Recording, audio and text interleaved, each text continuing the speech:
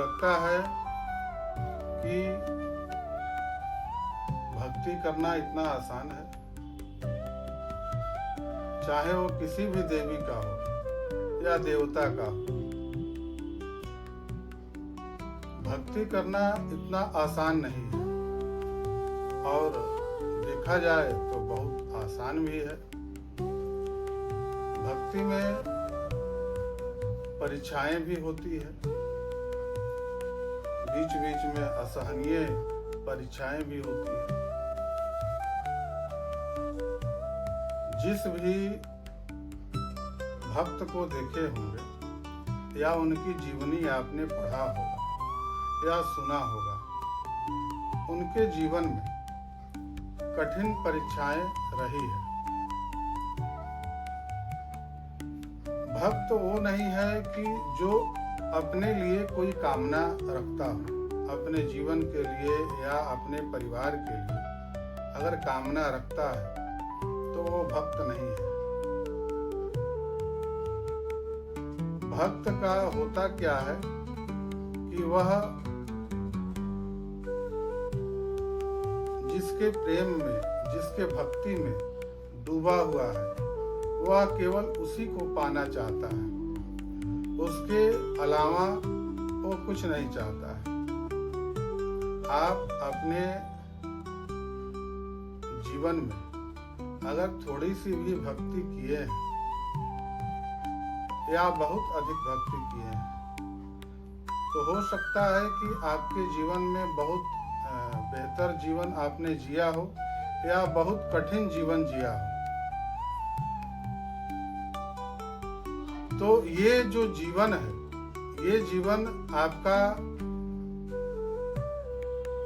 पूर्व का है। इसमें भक्ति से कोई मतलब नहीं है कि आपने अगर भक्ति आप अगर कर रहे हैं तो आपका जीवन बेहतर रहेगा या आपको हर सुख सुविधा मिलेगा।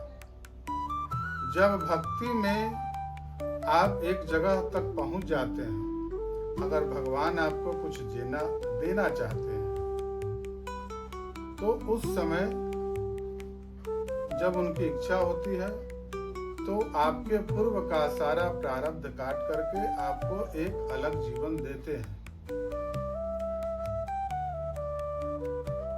मगर ये उनकी इच्छा के ऊपर है। और आप जो नित्य प्रति पूजा करते हैं या नैमित्तिक पूजा करते हैं या अलग अलग तरह का अनुष्ठान करते हैं, तो ये आपको इसका फल मिलता जरूर है, मगर ये भक्ति नहीं है।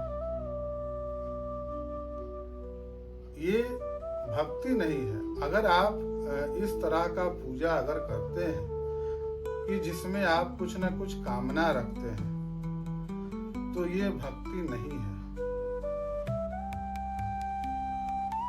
जो भी अपने जीवन में वास्तविक अगर भक्ति किया है, वो कभी कोई चाहत नहीं रखा है कि हमको ये सारा उपलब्ध हो जाए या ये सारा सुख सुविधा हमको मिल जाए। अगर भक्त है और गृहस्थ जीवन जी रहा है, तो वह चाहेगा कि हमारा परिवार सब सुखी रहे, बेहतर रहे। तो ये उसके चाहने से नहीं होगा, क्योंकि घर का हर सदस्य अपने अपने कर्म के आधार पर वह यहाँ पर अपना अपना फल भोगने आया है, अच्छा भी और बुरा भी। क्योंकि किसी के परिवार में कोई बेहतर जीवन जी रहा है और कोई बेहतर नहीं जी रहा है। तो आपको अगर भक्ति और इन जो ये सारा पूजा होता है, नित्य नैमित्तिक सकाम, ये सारा जो पूजा होता है, इसको आप भक्ति से जोड़ करके नहीं देख सकते हैं। भक्ति एक अलग विषय है और ज्ञान से आप भक्ति नहीं कर सकते हैं।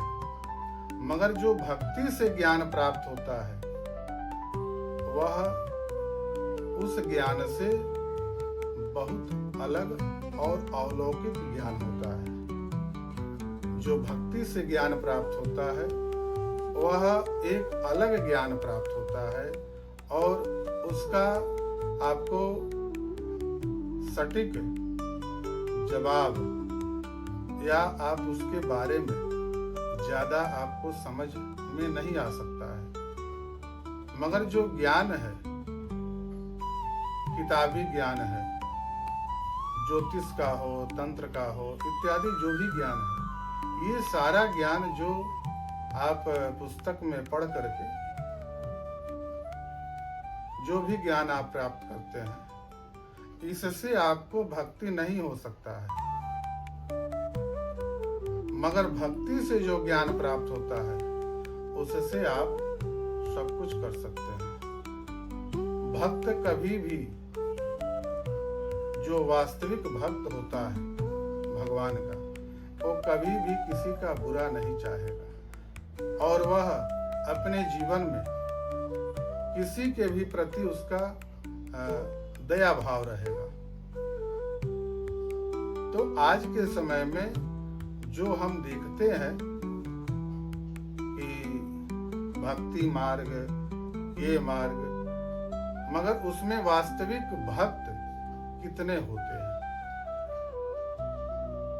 क्योंकि जो भक्त होगा वह निष्काम होगा, उसका कोई भी कामना नहीं होगा, उसका बस एक ही चाहत होगा कि हम जिस देवी का या देवता का उपासना कर रहे हैं या उनके चाहत में हम अगर लीन हैं, तो उसका बस एक ही रहेगा कि किसी तरह से हमको उनका कृपा प्राप्त हो जाए और उनका शरण हमको मिल जाए।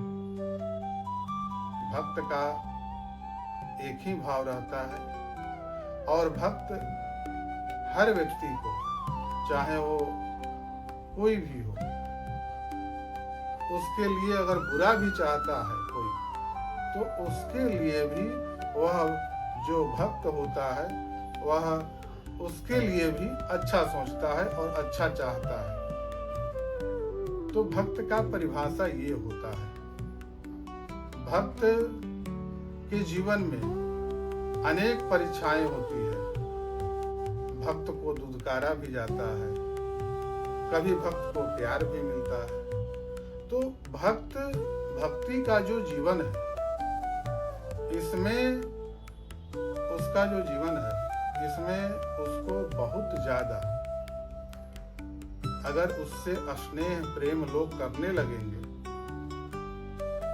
तो उसका भक्ति बिगड़ने लगेगा और उसका सांसारिक दृष्टि में या संसार के तरफ उसका ध्यान ज्यादा आने लगेगा। इसलिए जो भक्त होता है, भगवान का जो भक्त है, वह कभी भी किसी के लिए कभी बुरा नहीं चाहेगा। आज हमारा किसी भी विषय पर या कोई आपके विशेष सदुपयोग का कोई ज्ञान नहीं बताया, हाँ, मगर आज हमारे मन में ये चीज आया था, इसलिए ये भक्ति के लिए कुछ चीज हमको समझ में आया है, जो कि आज हम आपको बता रहे हैं कि भक्ति एक कठिन विषय है और आसान भी विषय है, मगर ये सबके समझ से परे है। जय भगवती।